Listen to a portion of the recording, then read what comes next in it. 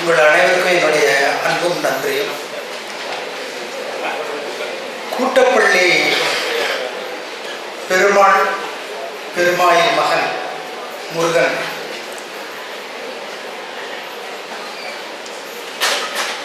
அந்த கிராமத்திலிருந்து தொடங்கி TM கிருஷ்ணா வரை பயணித்த வருடங்கள் காலம் எனக்கு பெரும்பாலும் தெரியும். உண்மையில் மிக மகிழ்ச்சி. இந்த நாள் இந்த துறைக்கும் நாம் அனைவருக்கும் ஒரு முக்கியமான நாளாக திகழும். இதில் ஒரு அமர்வுக்கு என்னையும் அழைத்து பேச சொன்ன தமிழ்துறை காலச்சுவடு பெருமாள் முருகன் அனைவருக்கும் என்னுடைய நன்றி. அழிசி கோபாலன் ஒரு தம்பி பதிப்பகம் நடத்திட்டு இருக்கார். அவர் அண்மையில் ஒரு புத்தகம் வெளியிட்டிருக்கார்.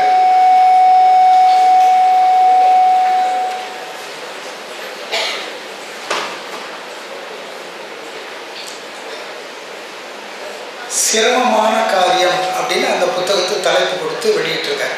அது என்னன்னா, கானாசு செய்த மொழிபெயர்ப்புகளுக்கு அந்த நூல்களுக்கு கானாசு எழுதிய முன்னுரைகளுடைய தொகுப்பு. அதில் முன்னுரைகளில் ரொம்ப பெருசாக கானாசு மொழிபெயர்ப்பு பற்றிலாம் பேசுகிறதில்ல. ஏதோ ஒரு இடத்துல சொல்கிறார், இது இலக்கியத்துக்கு மொழிபெயர்ப்பு என்பது இலக்கியத்துக்கு நன்மை, மொழிக்கு நன்மை, வாசகர்களுக்கு நன்மை அப்படிங்கிற அளவில் தான் அதில் பேசுகிறார். ஆனால் அது பின்னில் ஒரு பெரிய பின்னிணைப்பு இருக்குது. ஒரு 15-20 பேஜ் ஒரு பின்னிணைப்பு இருக்குது. அதில் அவர் செய்த மொழிபெயர்ப்புகள் தமிழிலிருந்து ஆங்கிலத்துக்கு, ஆங்கிலத்திலிருந்து தமிழுக்கு, அப்புறம் தொகுக்கப்படாத படைப்புகள், அதாவது மொழிபெயர்ப்புகள், இப்படி ஒரு 3-4 பின்னணிப்புகள் இருக்குது. அதை படித்து பார்த்தா பிரமிப்பாக இருக்குது.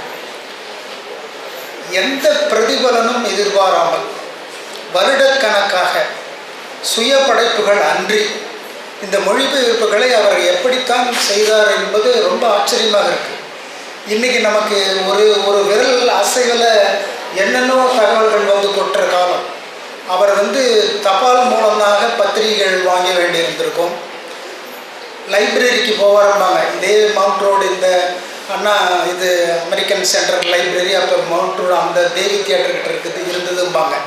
அங்கெல்லாம் அவர் நடந்து போகிற காட்சியை பார்த்த எழுத்தாளர்கள்லாம் இருந்திருக்காங்க. இப்படி எத்தனையோ சிரமங்களுக்கு இடையில் அவர் பண்ணின சாதனைகள் பிரமிக்கத்தக்கவையாக இருக்கின்றன. அவர் சொன்ன அந்த வார்த்தை முன்னுரைகளில் ஒரு 2-3 இடத்துல சொல்கிறார். அந்த சிரமமான காரியம், மொழிபெயர்ப்பு என்பது சிரமமான காரியம், செய்கிறது சிரமமான காரியம். முதல்ல எந்த படைப்பை மொழிபெயர்ப்பது என்பது தேர்ந்தெடுப்பது சிரமம், செய்வது சிரமம், அதை வாசகர்களுக்கு கொண்டு போய் சேர்ப்பது அடுத்த சிரமன்றார். இன்னைக்கு அநேகமாக இந்த செய்கிற சிரமம் அன்றி பாக்கி 2 சிரமமாக தோணலாம். அதுவும் இப்போ அண்மையில் மிக பயங்கரமான அசுர வளர்ச்சியில் இந்த மொழிபெயர்ப்பு துறை இயங்கிட்டு இருக்கு. மொழிபெயர்ப்பு துறைன்னா நான் கல்விப்புலத்தில் நான் சொல்லலை. கல்விப்புலத்தில் 90களுக்கு பிறகு தான் டிரான்ஸ்லேஷன் ஸ்டடீஸ்ன்ற ஒரு பேப்பரையே வச்சு சொல்லி கொடுத்துக்கிட்டு இருக்காங்க. நாங்கள்லாம் படிக்கும்போது அப்படி ஒரு வார்த்தைன்னா டிரான்ஸ்லேஷன் ஸ்டடீஸுங்கிற வார்த்தை, அந்த பதமே எங்களுக்கெல்லாம் வரலை. நாங்கள் படித்தது வெறும் பியூர் லிட்ரேச்சர் தான். இப்போ ஆனால் அதுக்காக பேப்பரை கொடுத்து அதை பற்றின கோட்பாடுகள்லாம் சொல்லி கொடுத்து என்னென்னவோ பண்ணுறாங்க. ஆனால் குறிப்பாக என்னுடைய பேச்சு இன்றைக்கி தமிழ் இலக்கிய மாணவர்கள், ஆய்வாளர்களை குறித்து தான். மற்றவர்களுக்கெல்லாம் நான் பேசுகிறது என்னென்ன ஏற்கனவே தெரிஞ்சிருக்கும். இந்த தமிழ் வாசிக்கிறவங்களுக்கு எப்படியோ ஒரு கூட்டுக்குள்ளார அடங்கி போயிடுறாங்க. உள்ள அப்படியே தங்களை தாங்களே லாக் பண்ணி வச்சுக்கிறதுல ஒரு பெரிய இன்பத்தை காண்றாங்கன்றது என்னுடைய அனுபவம். நான் பார்த்த வகையில் வெளியில் ஒரு மிக பிரம்மாண்டமான உலகம் ஒன்று இயங்கிக்கிட்டு இருக்குது அப்படிங்கிறத பார்க்க தவறுகிறார்கள். அவங்களுக்கு என்னென்னவோ தடைகள், மனத்தடைகள் பலது இருக்குது. முதல் விஷயம் ஆங்கிலம் தெரியாதது ஒரு மிக பெரிய ஒரு டிசபிலிட்டின்னே அதை சொல்லலாம். சரி, ஏன் தெரியலன்னா அது பள்ளிக்கூடத்துலேயோ கல்லூரியிலையோ சரியாக சொல்லிக் கொடுக்கல, பள்ளிக்கூடத்தில் அவ்வளோ பாடம் இங்கிலீஷில் இல்லைன்னு சொல்லிடுவாங்க. ஆனால் அந்த அந்த ஆங்கிலத்தை பார்த்த ஒரு பயத்தில் தான் இந்த மாணவர்களுக்கு ஆய்வாளர்கள்லாம் பாவம் இருக்காங்கன்றது என்னுடைய யூகம். அது உண்மையும் கூட தான் நினைக்கிறேன். ஆனால் இந்த ஆங்கிலத்தை பார்த்து நீங்கள் பயப்பட வேண்டிய அவசியமே கிடையாது. நீங்கள் பள்ளியில் சொல்லிக் கொடுக்கல, கல்லூரியில் சொல்லிக் கொடுக்கல, அங்கே ஏதோ ஒரு பேப்பர் 2 பேப்பர் இருக்கும், அது எப்படியோ எல்லாருக்குமே பாஸ் தான். இப்போல்லாம் யாரும் ஃபெயிலுங்கிற விஷயம் நீங்கள் கல்லூரியிலலாம் பார்க்கவே முடியாது. எல்லாருக்குமே தேர்ச்சி தான். அதனால் நீங்கள் ஒரு நாளைக்கு 1 மணி நேரம் 2 மணி நேரம் செலவழித்து ஒரு 3 வருஷம் அது ஒரு தவம் மாதிரி இருக்கணும். ஆங்கிலத்தை மடக்கி பிடிச்சி நம்ம கைக்குள்ளார கொண்டு வந்துடலாம். நீங்கள் ஒன்றும் நாவல் எழுத போகிறதில்ல, கவிதை எழுத போகிறது கிடையாது. குறைந்தபட்சம் இந்த மொழிபெயர்ப்பில் ஒரு சில சின்ன சின்ன முயற்சிகளை செய்யலாம். அதை நீங்கள் அது ஒரு பயிற்சியாக எடுத்து செய்யணும். அது குறித்து தான் இந்த சிரமமான காரியத்திலிருந்து ஆரம்பிக்கணும்னு நினச்சேன். இப்போ மொழிபெயர்ப்பு சிரமமான காரியம் மட்டுமே அல்ல, அது ஒரு சந்தர்ப்பங்களில் ரொம்ப ஆபத்தான காரியமாக கூட ஆகும். இப்போ சூசன் பாஸ்னெட் பற்றி சிலர் கேள்விப்பட்டிருக்கலாம். டிரான்ஸ்லேஷன் ஸ்டடீஸ்க்கு அவங்க தான் டெக்ஸ்ட் புக்ஸ் மாதிரி எழுதியிருக்காங்க. அவங்க அந்த டிரான்ஸ்லேஷன் ஸ்டடீஸ்ன்ற அந்த நூலில் ஒரு மொழிபெயர்ப்பு கோட்பாடுகள் வரலாறு எல்லாத்தையும் சொல்லிட்டு ஒரு ஃப்ரெஞ்சுக்காரன், அவன் பேர் எத்தியன் டெலோ, DELOTன்னு இருக்கும், டெலோ அப்படின்னு உச்சரிக்க வேண்டியிருக்கும். 37 வயசில் அவன் கொல்லப்பட்டான். ஏன் கொல்லப்பட்டான்னா தவறான மொழிபெயர்ப்புக்காக. அவன் தாள் ஒரு நாத்திகவாதியாக இருந்திருக்கார். கத்தோலிக்கத்தினுடைய மூட நம்பிக்கைகள் அவருக்கு பிடிக்கலை. அதை குறித்து எழுதுகிறார், பேசுகிறாரு. அப்புறம் அந்த காலத்தில் ப்ராட்டஸ்டான்டிசம் துவங்கின காலம். அதனால் ப்ராட்டஸ்டான்டிசத்துக்கும் இந்த மூட நம்பிக்கைகளை இடையில அல்லாடிக்கிட்டு இருக்கிற இருந்த ஆள். அதனால் நிறையா எழுதியிருக்கார். நிறைய எச்சரிக்கைகள்லாம் வந்திருக்கு, நீ பண்ணுறதெல்லாம் தப்புன்னு சொல்லிட்டு அரசு மூலமாக வந்திருக்கு. அதையும் மீறி பிளேட்டோவனுடைய ஒரு டயலாகை மொழிபெயர்த்திருக்கார். அந்த அந்த அந்த மொழிபெயர்ப்பில் என்ன ஆகிட்டு இருக்குன்னா, பிளேட்டோவுக்கு ஆன்மாவின் அழிவின்மையில் நம்பிக்கை இல்லை அப்படின்னு பொருள்படுற மாதிரி ஒரு வாக்கியத்தை எழுதிட்டார். ஒரு வாக்கியமோ ஒரு பத்தியோ ஒரு ஒரு சில பக்கங்களோ அப்படி எழுதிடுறார்.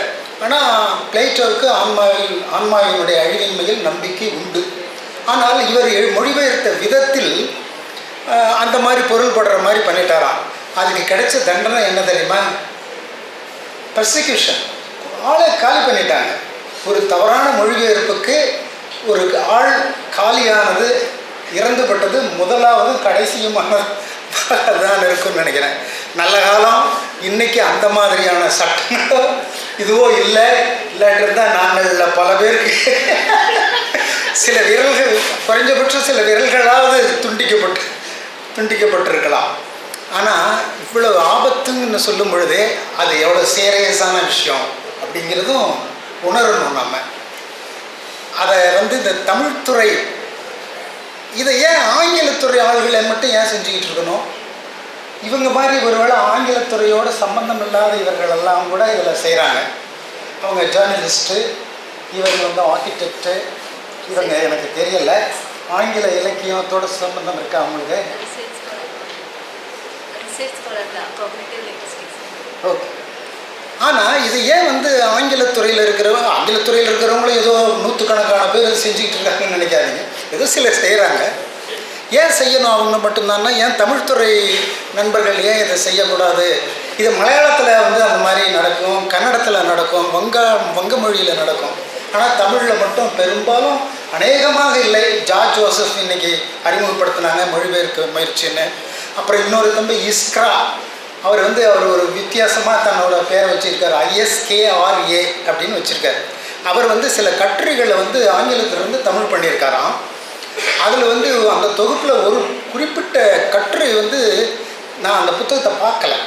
ஆனால் அந்த தலைப்புகளை பற்றி படிக்கும்போது குறிப்பிட்ட அந்த ஒரு கட்டுரை எனக்கு ரொம்ப ரொம்ப வியப்பாக இருந்தது. சார்ல்ஸ் லேம்போடைய bachelor's complaint of the behaviour of the married people அப்படின்னு ஒரு கட்டுரை இருக்கும். ரொம்ப ரொம்ப ரொம்ப நகைச்சுவையாக எழுதியிருப்பார். நகைச்சுவைன்னா அவல நகைச்சுவைன்னு வச்சுக்கோங்களேன். அவர் பேச்சுலர், அவர் திருமணமே செஞ்சுக்கலை. அவர் ஏன் திருமணம் செஞ்சுக்கலைங்கிறதுக்கெல்லாம் காரணம் இருக்குது.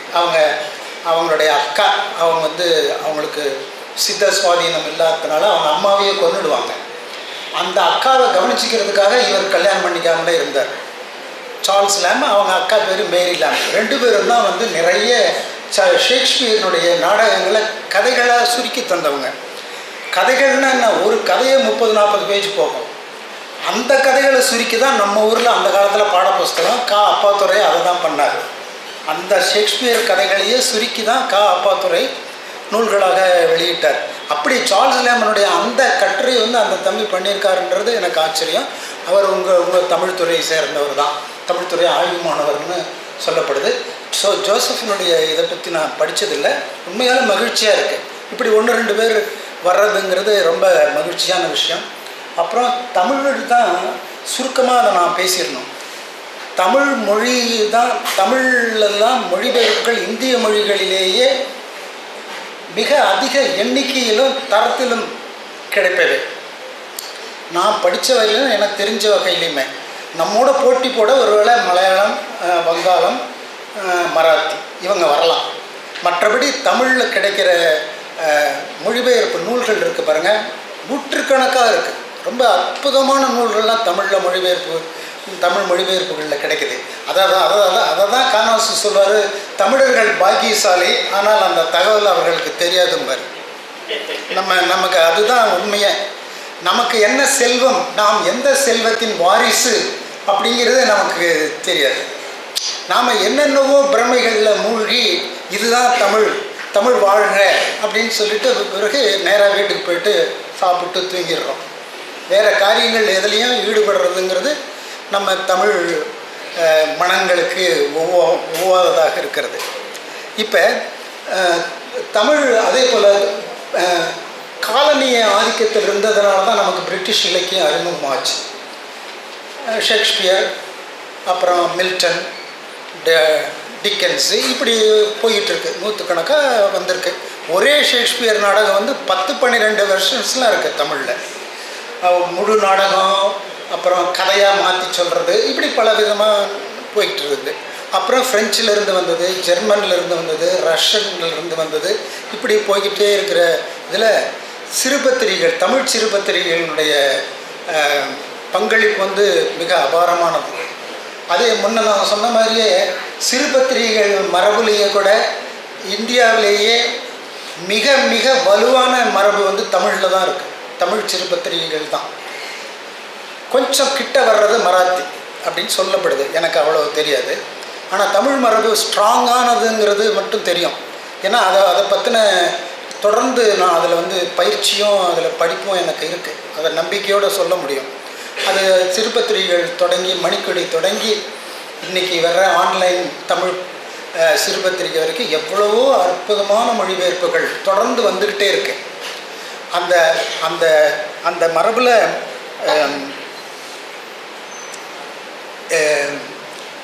தொகுப்பாக சிலது வருது.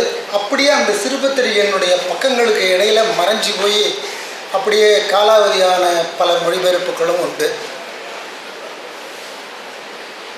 இப்போ தமிழ் ஆங்கில வழியாக தான் நமக்கு தமிழில் நிறையா வந்திருக்கு. ஒரு கட்டத்தில் 70களுக்கு பிறகு கிரியா போன்ற பதிப்பகங்களுடைய முன்னெடுப்பால் ஃப்ரெஞ்சிலிருந்து, ஜெர்மனிலிருந்து, அப்புறம் இப்போ காலச்சுவடு போன்ற பதிப்பகங்கள் மூலம் ஸ்பானிஷ்லேருந்தெல்லாம் நேரடியான மொழிபெயர்ப்புகள்லாம் வருது. இதெல்லாம் ரொம்ப நல்ல அடுத்தடுத்த படிநிலையாக இதெல்லாம் பார்க்கலாம். இது ஒரு பக்கம் இருக்க. சரி, இங்கேருந்து தமிழ்லேருந்து இங்கிலீஷ்க்கு என்ன போச்சு அப்படின்னு பார்த்தா மிக குறைவான நூல்கள் தான். அது கானாசு பண்ணியிருக்கார், நீலபத்மநாபன் பண்ணியிருக்கார், அசோகமித்திரன் பண்ணியிருக்காருன்னு நினைக்கிறேன். ஜானகிராமன் ஒன்று பண்ணார், த சின்ஸ் ஆஃப் அப்புஸ் மதர் அப்படின்னு ஒன்று பண்ணியிருக்காரு. ரொம்ப பெருசாக இல்லை. நமக்கு இன்றைக்கு இந்த 20ஆம் நூற்றாண்டு 21ஆம் நூற்றாண்டு இந்த உலகமயமாதல், அப்புறம் இன்டர்நெட் கனெக்டிவிட்டி, பதிப்பகங்கள் பெருகினது, இத்தனை சாதகமான க சூழலில் நிறைய மொழிபெயர்ப்புகள் இப்போ செய்யப்பட்டு வருகிறது. அது நமக்கு எல்லாருக்கும் தெரியும். அதனால் தமிழ்லேருந்து இங்கிலீஷ் போகிறதுங்கிறது ரொம்ப குறைவான இதுதான். இப்போ பெருமாள் முருகனை காலையிலேருந்து எல்லாரும் பாராட்டினாங்க. மிகச்சிறந்த எழுத்தாளர், சர்வதேச எழுத்தாளர், புகழ்பெற்றவர், எல்லாம் உண்மைதான். ஆனால் முருகனுடைய ஒரு நல்ல அம்சமாக நான் பார்ப்பது, அவரே ஒரு கட்டுரையில் எழுதியிருக்கார், என்னளவுக்கு என்னை விடவும் மேலான சிறந்த தமிழ் எழுத்தாளர்கள் இருக்காங்க, ஆனால் அவங்களுக்கெல்லாம் மொழிபெயர்ப்புக்கான வாய்ப்பும் வசதியும் குறைவாக இருக்குது, அது ஒன்றும் போகலை, அதெல்லாம் செய்யப்படணும்னு சொன்னதில் தான் அவருடைய பெருந்தன்மை இருக்குது. அசோகமித்திரனுக்கு இல்லாத வாய்ப்பு பெருமாள் முருகனுக்கு இன்னைக்கு கிடைக்குது. ஜானகிராமனுக்கு இல்லாத வாய்ப்பு பெருமாள் முருகனுக்கு கிடைக்குது. சுந்தர ராமசாமிக்கே கிடைக்காத வாய்ப்பு பெருமாள் முருகனுக்கு இன்னைக்கு கிடைக்குது. ஆனாலும் அவர்களும் 1-2 புக்ஸ் போயிருக்க வழிய இன்றைக்கு இருக்கிற மாதிரி அந்த பரவலான கவனம். நீங்கள் மொழிபெயர்ப்பு காலையில் கூட யாரும் சொன்னாங்க, மொழிபெயர்ப்பு ஒரு புத்தகம் மொழிபெயர்த்து போகிறதுனால மட்டுமே அது பெரிய சாதனைலாம் சொல்ல முடியாது. அந்த மொழிபெயர்ப்புக்கு அந்த ஊரில் முக்கியமான பத்திரிகைகள் மதிப்புரை முக்கியமான ஆள் எழுதினாலோடி அதை கவனம் பெறுறது ரொம்ப சிரமம். இன்றைக்கி என்ன, உங்களுக்கு ஒவ்வொரு நாளும் நூற்றுக்கணக்கில் புத்தகங்கள் வெளியாகிட்டு இருக்கு. உரிய கவனம் பெறணுன்னா அதுக்கு உரிய விமர்சனம் மதிப்புரை வந்தாகணும். அதெல்லாம் பெருமாள் முருகனுக்கு இன்றைக்கி கொஞ்சம் கொஞ்சம் வருதுங்கிறது நியூயார்க்கர் ஒரு இதிலிருந்து பின்னட்டையில் ஒரு இடத்துல போட்டிருக்காங்க. அதெல்லாம் பார்க்க மகிழ்ச்சியாக இருக்குது. சரி, இப்போ பெருமாள் முருகனுடைய உலகம் என்ன உலகம்? கொங்கு உலகம். கொங்கு உலகத்துலேயும் என்ன உலகம்? விவசாய உலகம். அந்த உலகம் பேசுகிற மொழி கொங்கு மொழி. அது தமிழ் மாதிரி தான் உங்களுக்கு இருக்கும், அதுக்குன்னே சில வார்த்தைகள் இருக்குது. அது என்ன மாதிரி, நான் ஊர் சேலம், எனக்கு சேலத்துக்காரங்களை இவங்க கொங்குவா சேர்த்துவாங்களான்றது எனக்கு கொஞ்சம் சந்தேகம் உண்டு. ஏன்னா அது ஆற்காட்டு மொழியாகவும் இல்லாமல் கொங்கு மொழியாகவும் இல்லாமல் ஒரு நடுவாந்தரமான ஒரு மொழி இருக்கும். ஆனால் அதையே கூட யாராவது ஒருத்தர் அப்புறமேல்ட்டு அப்படின்னு சொன்னாருன்னா அவர் சேலத்துக்காரன்னு அர்த்தம். வேறு வார்த்தைகளில் ரொம்ப கண்டுபிடிக்க கஷ்டம். ஆனால் அப்புறமேல்ட்டு அப்படின்னாருன்னா அவர் சேலத்துக்காரன்னு அர்த்தம். அதை நீங்கள் வேறு ஊரில் கேட்கவே முடியாது. இந்த கொங்கு மொழி இருக்குது பாருங்கள். இப்போ பெருமாள் முருகன் எழுதும்போது இவங்கெல்லாம் மொழிபெயர்ப்பாங்கன்னா எழுதுகிறார், அதெல்லாம் ஒன்றும் கிடையாது. அவர் இயல்புக்கு எழுதுகிறார். அந்த பாத்திரங்கள் இருக்கே, அதுவும் குறிப்பாக கொங்கு பெண்கள், அவங்கள பற்றி ரொம்ப பிரத்யேகமாக சொல்லணும். அந்த கொங்கு பெண்களுக்கு இருக்கிற லௌகீக சாமர்த்தியம் இருக்குது பாருங்கள், அதை நீங்கள் எங்கேயுமே பார்க்க முடியாது. எந்த இந்திய பெண்களோ உலக பெண்களே கூட எடுத்துக்கோங்க. ஏன்னா இதெல்லாம் நான் நேரில் பார்த்தது. அவ்வளோ சாமர்த்தியம் இருக்கும். நிலத்தை நிர்வகிக்கிறது, விவசாயத்தை நிர்வகிக்கிறது, குடும்பத்தை நிர்வகிக்கிறது, கணக்கு வழக்கு பார்க்குறது. அவங்க அம்மாவே உதாரணம், இந்த அம்மா தொகுப்பில் இருக்குது, அதுக்கெல்லாம் சான்றுகள் இருக்குது. அற்புதமான அந்த பெண்கள். அவங்களுடைய அந்த விவசாய மொழி, அந்த விவசாய கருவிகள், அந்த விவசாய முறை, அந்த ஆடு மாடுகள், கோழி, நிலத்தை வாங்கிறது. இதில் இந்த ஃபயர்பேர்டில் பார்த்திங்கன்னா நிலத்தை தேடி 10-15 நாள் தேடுவாங்க. இவர் தலித் நண்பர் ஒருத்தர் தேடுவாங்கல்ல, அதில் வியாபாரம் பேசுகிறது, அது என்ன மாதிரி நிலங்கிறது. மேட்டாங்காடுன்னு ஒரு வார்த்தை சொன்னாங்க. அந்த வார்த்தையெல்லாம் நீங்கள் அந்த ஊரில் தான் பார்க்கலாம். இட்டேரி, காடுன்னு ஒரு வார்த்தை இருக்குது பாருங்கள். காடுன்னா என்ன நினைப்பாங்க? இப்போ ஒருத்தர் தமிழ் புதுசாக கற்றுக்கிறார், காடு அப்படின்ற வார்த்தை வருது, அவர் என்ன நினைப்பார்? அவருக்கு வர்றது ஃபாரஸ்ட்டு இல்லைன்னா ஜங்கிள், இந்த 2 வார்த்தையும் அவர் யோசிப்பார். ஆனால் கொங்கு பகுதியில் காடுங்கிறது விவசாய நிலம். இது யாருமே எதிர்பார்க்காத ஒரு அர்த்தத்தில் அங்கே இருக்கும். அவன் சொந்தமாக காடு வாங்கிட்டான், நான் அப்படியே அப்பா ஒரு பெரிய வனத்தையே வாங்கியிருக்காரா அப்படின்னு நமக்கு தோணும் சாதாரணமாக. ஆனால் அது 1 ஏக்கரோ 4 ஏக்கரோ 3 ஏக்கரோ விவசாய நிலம். அந்த காடுங்கிற வார்த்தையை கூட இவங்க 3 விதமாக எழுதியிருக்காங்க. பீஸ் ஆஃப் லேண்டுங்கிறாங்க, ஃபார்ம் லேண்டுங்கிறாங்க, அக்ரிகல்ச்சர் லேண்டு, அந்த மாதிரி வெவ்வேறு இடத்துல வெவ்வேறு வார்த்தைகள் வந்துக்கிட்டு இருக்கு. அந்த மாதிரி அந்த கொங்கு மொழியினுடைய ரானஸ் இருக்குது பாருங்கள். அந்த ரானஸை அப்படியே முருகன் கொண்டுருவார். உரையாடல், அந்த அவருடைய புனைவுகளில் இருக்கிற உரையாடல் இருக்குது பாருங்கள், ஜானகிராமனுடைய தஞ்சை உரையாடலுக்கு இணையானவை. அந்த ஜானகிராமன் கதைகளில் வர்ற தஞ்சை உரையாடல்கள் இருக்கும் பாருங்கள், அந்த அளவுக்கு வலுவான உரையாடல்கள். அது எல்லாத்தையும் இவங்க கொண்டு வந்திருக்காங்க. இவங்களுக்கு சிரமங்கள் இருந்திருக்கும், அது படிக்கும்போது தெரியுது. நான் 2 நூல்களை வந்து பார்த்தேன். நான் அதிக மொழிபெயர்ப்புகளை நான் படிக்கிறதில்ல, ஏன்னா அதுக்கு வந்து தேவை இருக்கிறது இல்லைங்கிறது தான் காரணம். இப்போ இது ஒரு ஒரு ஒரு சந்தர்ப்பத்துக்காக நான் எடுத்து படித்தேன். மற்றபடி மலையாளத்திலிருந்து வர்றது நான் படித்து தான் ஆகணும், ஏன்னா மலையாளம் எனக்கு தெரிய போகிறதில்ல. கன்னடத்துலேருந்து வந்தால் படித்து தான் ஆகணும். இங்கிலீஷில் இருக்குதுங்கிறதுனால ஏதோ சிலது படிக்க முடியுது, அவ்வளோதான்.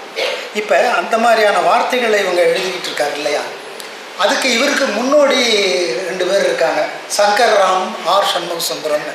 இந்த ஆர் சண்முக சுந்தரம் இவருடைய குருன்னா மானசீக குரு அப்படி வச்சுக்கோங்க.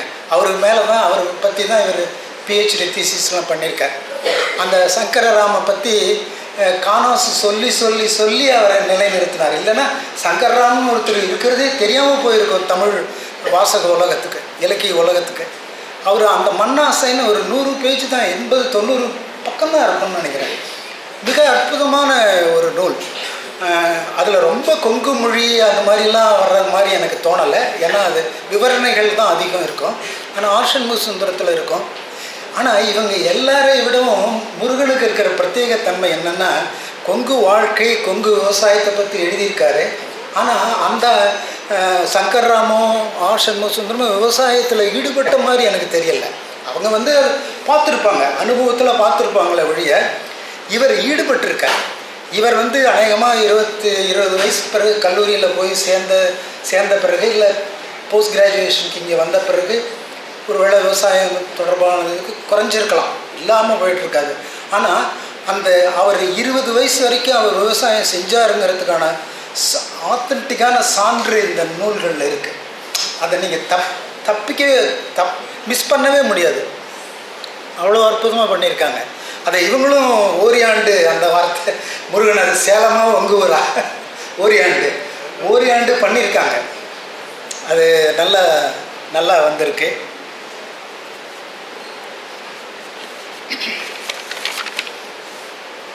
அந்த கொங்கு பெண்கள் பற்றி சொல்லியாச்சு. அப்புறம் இவங்களோட மொழிபெயர்ப்பை பற்றி கொஞ்சம் சொல்லணும்.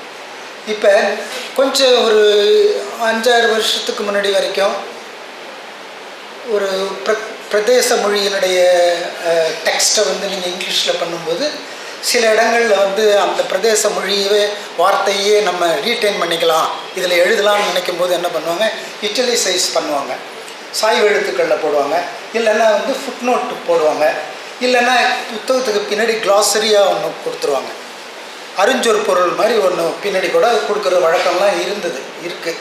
ஆனால் இவங்க அதுக்கு முற்றிலும் வேறாக அவங்க கவிதாவும் சரி, இந்த ஜனனியும் சரி, அந்த மாதிரிலாம் பண்ணாமல் அந்த டெக்ஸ்ட்டுக்குள்ளாரவே அந்த வார்த்தைகளை அப்படியே போட்டாங்க. எனக்கு ரொம்ப ஆச்சரியமாக இருந்தது. இப்போ செரவுன்னு ஒரு வார்த்தை இருக்குது.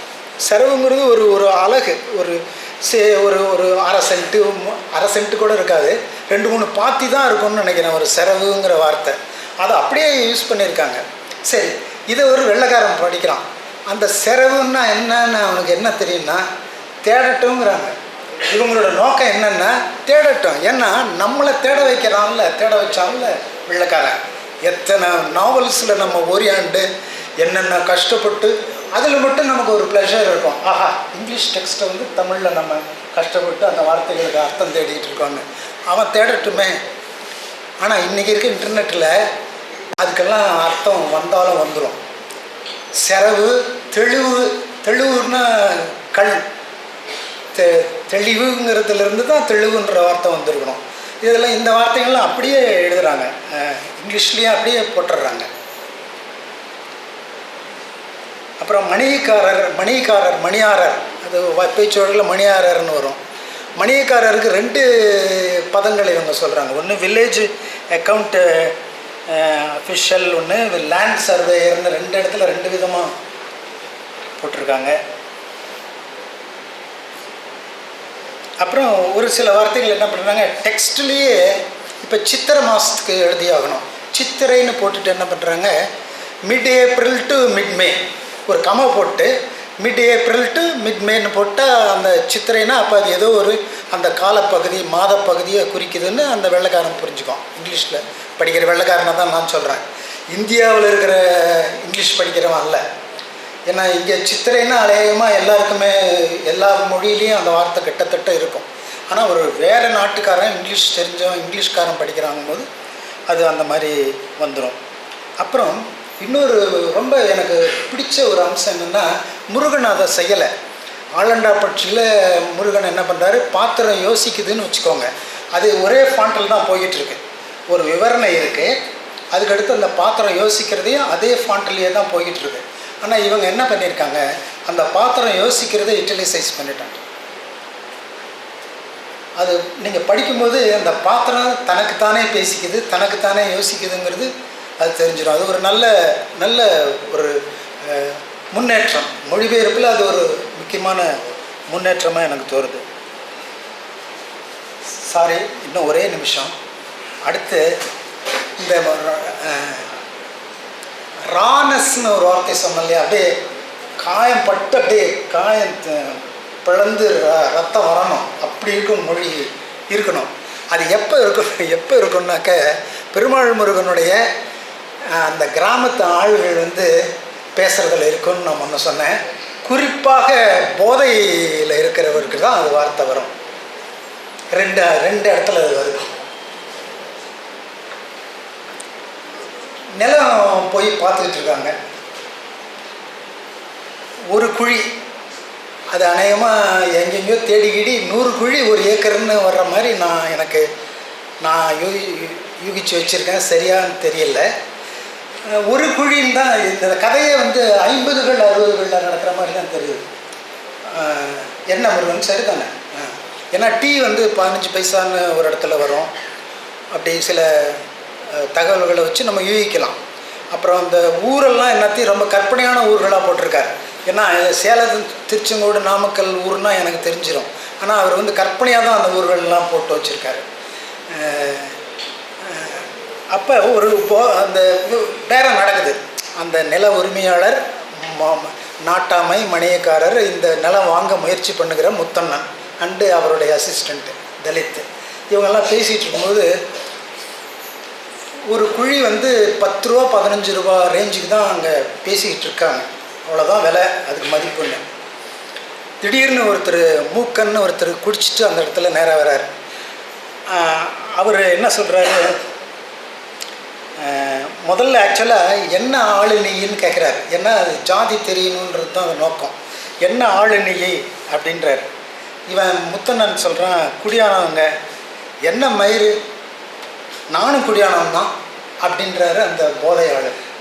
இப்போ என்ன மயிறு, இந்த வார்த்தைக்கு அந்த ஊரில் நீங்கள் சேலத்துலேயும் நாமக்கல்லையும் திருச்செங்கோட்லையும் இருந்தால் தான் அந்த ஊர், அந்த வார்த்தையினுடைய துவனி, ஆள், அர்த்தம், அந்த எல்லாமே உங்களுக்கு புரியும். வேறு ஊரில் அவ்வளோ புரியும்னு எனக்கு தோணலை. சரி, அதுக்கு இவங்க என்ன பண்ணியிருக்காங்க, வாட் ரபிஷ், ஐ ஆம் ஏ ஃபார்மர் டு அப்படின்னு இங்கிலீஷில் பண்ணியிருக்காங்க. இப்போ இந்த மயிறுன்ற இந்த வார்த்தைக்கு இந்த இடத்துல ரபிஷ் அந்த அளவில் தான் ஆங்கிலம் படுத்தப்பட்டிருக்கு. அதே ஆள் பின்னாடி என்ன பண்ணுறான், எந்த மயிரானாக இருந்தாலும் சரி குழி 1000 தான்றான். சாரி, இந்த வார்த்தை வேறு வழியில் இதை விட பயங்கரமான வார்த்தையெல்லாம் நாவலில் இருக்குது.